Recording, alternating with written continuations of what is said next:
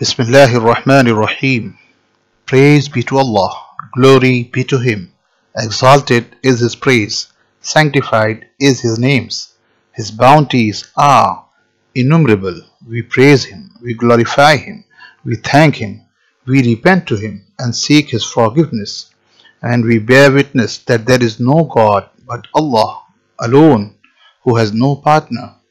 And we bear witness that our Master and Prophet Muhammad sallallahu alaihi wasallam is the servant of Allah and His messenger, who is sent with guidance and the religion of truth.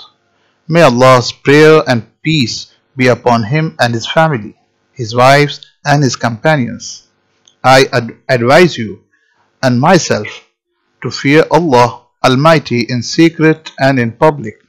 As Allah subhanahu wa ta'ala says, O who believe, fear Allah as He reverence is due, and do not die unless you are Muslims. The Islamic Sharia paid great attention to its members and established rights for them, and do not discriminate between them, but rather ordered justice and directed to give everyone his rights. Islam has equated people with special needs with other segments of society in all rights, and did not distinguish between capable and incapable people, which are called special people. In this regard, Allah subhanahu wa ta'ala says in Surah Hujurat, verse number 13, O mankind, we have created you from a male and a female, and we have made you into tribes and subtribes, that you may know one another. Verily, the most honorable among you in the sight of Allah is he who is the most righteous among you. Surely Allah is all-knowing, all-aware. The Prophet ﷺ, as a clarifier of the words of Allah subhanahu wa ta'ala, affirmed this matter with absolute certainty. He, may Allah's prayers and peace be upon him, said, Indeed, Allah subhanahu wa ta'ala does not look at your forms and your wealth, but rather looks at your hearts and mind. Rather, the wise Sharia has given this dear group other additional rights that distinguish them from others in consideration from them.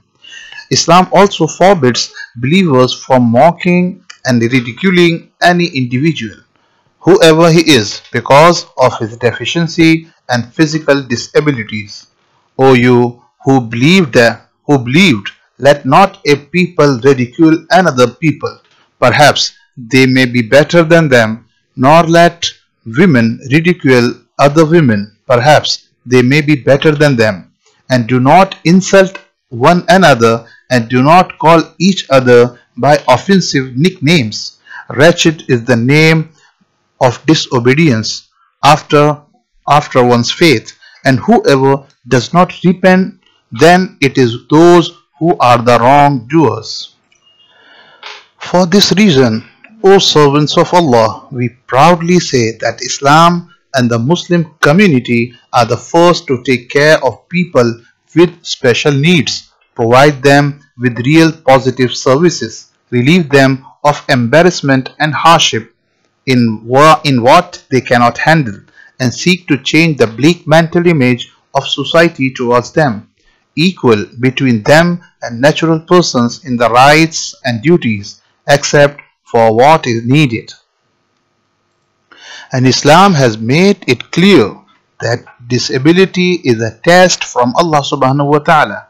There is nothing humans can do against it. It is well known that He loves His servants more than a mother. The Holy Prophet sallallahu alaihi wasallam said that when Allah subhanahu wa ta'ala loves a servant, He puts him to the test, and He also says the most severe test comes upon the Holy Prophets sallallahu alaihi wasallam, then the people who are similar to them. Servants of Allah, Islamic view with special needs completely different from the view of other nations.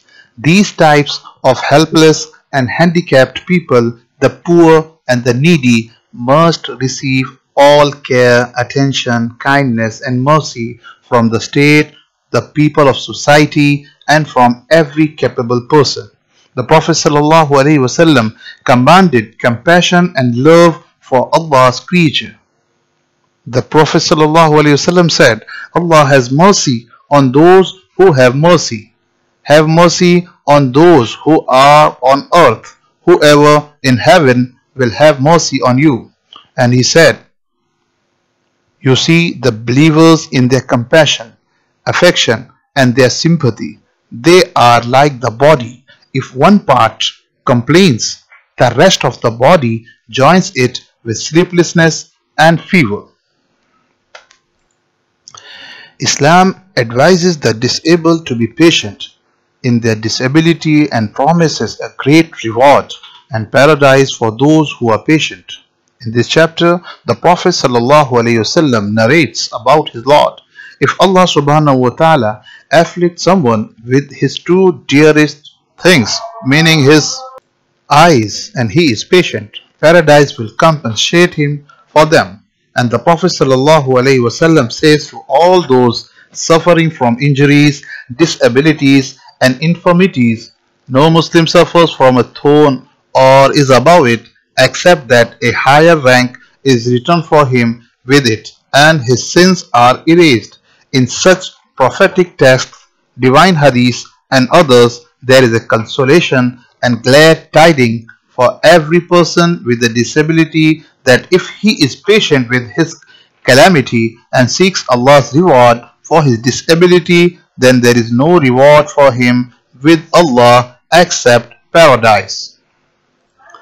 So, servants of Allah, fear Allah subhanahu wa ta'ala and thank Him for His blessings, and ask Him to soften hearts towards the weak and spread His mercy, and have mercy on those on earth.